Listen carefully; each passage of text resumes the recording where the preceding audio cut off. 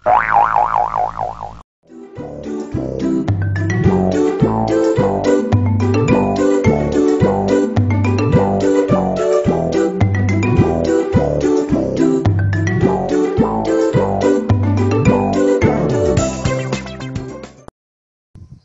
za ka gwada ni?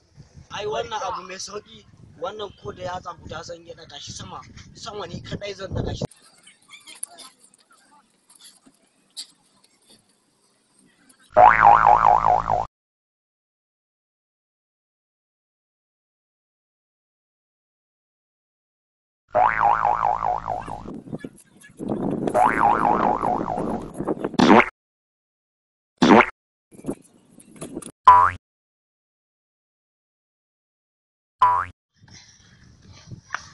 To ana don Allah ko bayan wasu yana daga shi, wallahi sai na